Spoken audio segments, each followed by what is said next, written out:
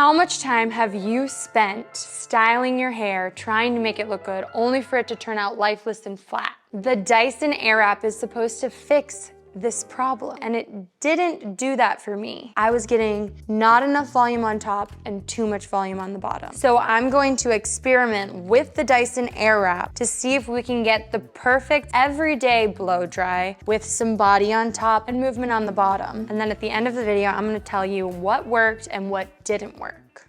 To prep my hair, I'm gonna use a little bit of leave-in conditioner. This has a little heat protectant. It's on the heavier side, so it is gonna smooth my ends really nicely, but protect it and hydrate it as well, and repair the bonds a little bit. I'm gonna use a little bit of styling foam up through the top so that we can get some body and hold. So we're gonna start off with just the rough dryer, and I'm gonna use my Denman brush for this because the Denman allows you to pull your hair out and get way more volume up on top. It's worth having a Denman brush or a Vess brush in your toolkit, and you'll use it for the rest of your life. And you'll turn out to have way more volume at the end of the day than if you don't have it. You can see how much more body that gave me than if I were just blowing everything straight down. Now the rest of this, I'm just gonna open up and rough dry the roots like normal. I love experimenting with the Dyson Airwrap, but also with a bunch of other products and tools. So if you guys are into that content and wanna follow along, then go ahead and subscribe to my channel because I've got plenty more where this came from. And feel free to leave me comments with any ideas that you guys have on more tools that I could try out or styles that you want to accomplish with the Airwrap without the Airwrap. That rough dry with the Denman gave me a lot of volume, which I love because you need to start off with a solid foundation, you know? If you mess this part up, like you can't really go forward from here, you're only going backwards. I do have a pre-drying video on my channel, so if you wanna learn how to do a good rough dry like this in more depth, then you can go check that out. Now we're gonna move on. We're gonna use the round brush. We need to get this thing smooth through the ends, but keep the body on top before we go in with the curling tool. We're gonna section it, start at the bottom, and work our way up to the top. So I'm gonna go up and really lift at the roots to continue that volume. I wanna like turn it on the bottom. Up.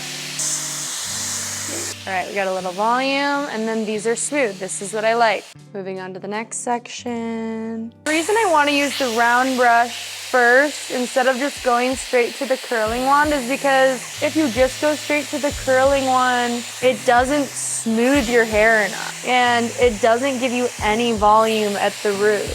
Now, if you have a ton of hair, and you just naturally have a bunch of volume, then that's a great way to go about it. But if you have hair like me, or hair even finer than me, then you need to really work on getting volume up at your roots. Also, if you guys want any of these tools, you can use my affiliate links below. I have everything linked for you guys so that you guys can find it, and then let me know how you like it or if you have any questions when you're using it.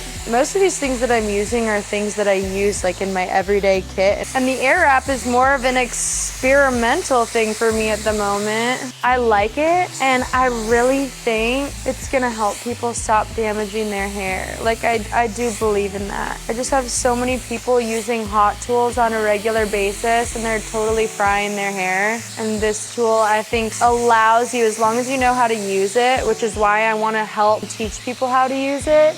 I'm really working it with this round brush. And I do think we're getting some volume, and the ends are feeling pretty smooth. I would wear this even without using the curling tool. Now I'm gonna separate this to get some volume over my part here. And we'll lift this up here.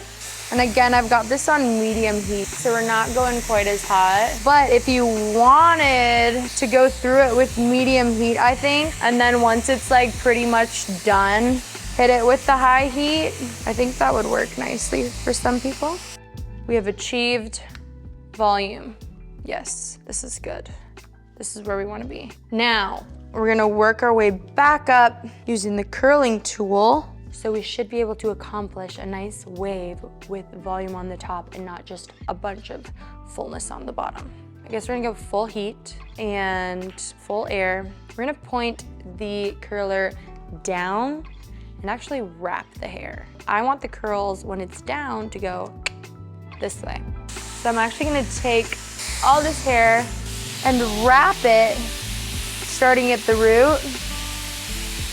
I think I have just a bit more of a sleek edge to me. I like this curl, but it's still a little more curly than wavy to me, and I want it a little more wavy. So let's turn the heat setting down to medium and see if that works a little bit better.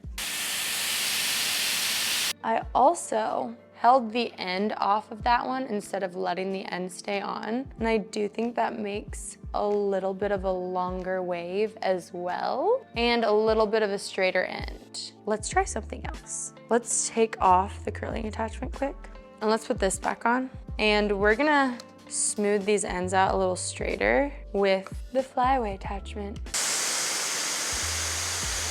So instead of starting with my ends curled under, which we did on this side, we got rid of the curl under and we actually kicked them out. Let's do the same thing on this side and see what the difference is. I think I'm gonna like this side better, because we like a little bit more of that straight end when you're going for like a wave. So we're gonna point this down, so we're gonna go this way. We're staying on the medium heat setting, wrapping it, and I'm still gonna hold the end off. That was the high heat setting, because I didn't change it. Look at that. That is a wave. Curl, wave. All right, let's turn it down. Getting all the way up to the root too with it. All right, check it out. Look, that one's even better because it's on the lower heat setting. You could probably wear this for a week and it'd stay about this bouncy. This one is gonna be more of like an effortless little bend in your hair, or an actual wave versus a curl. This is bouncy curly. Beautiful, but bouncy curly. Let's see if we can make a better wave with the round brush attachment.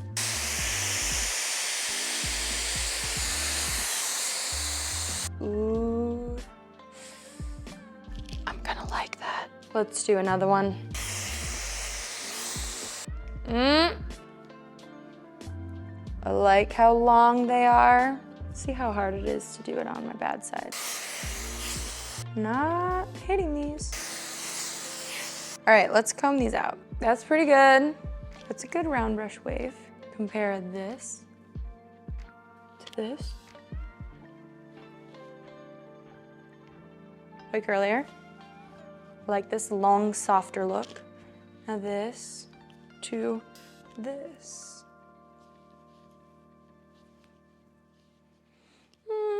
I do think the FlyAway attachment on the ends is like a game changer. They're still just a little curly on the ends, even with the round brush. Like if you go in with the FlyAway attachment first throughout the entire thing, and then do either the round brush or the curler, that's gonna give it a more modern take on it versus a bouncy blowout on the ends. This is good info, guys. Because see this? See how this whole thing is turning into one big curl? That's what I don't really want. I want my hair to kind of build on itself. Let's do the rest with the FlyAway attachment.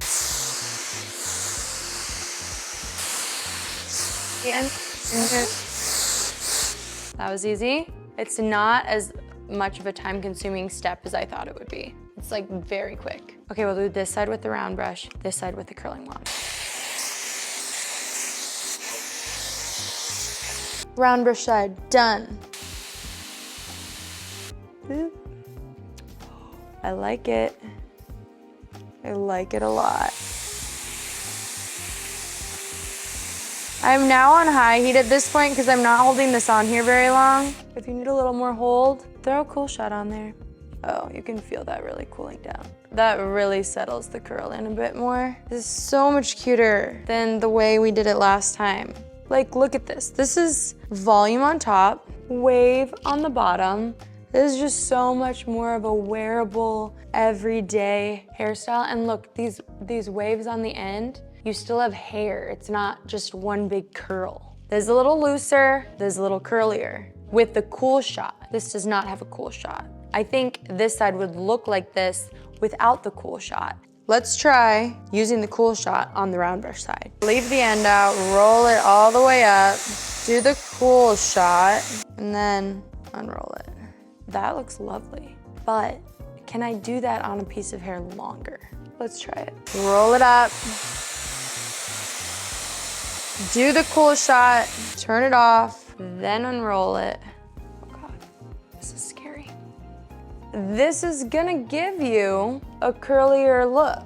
You can tell just by looking at it, but it's not gonna be the same, but it's beautiful. Look at that bounce. Look at that beautiful silky bounce.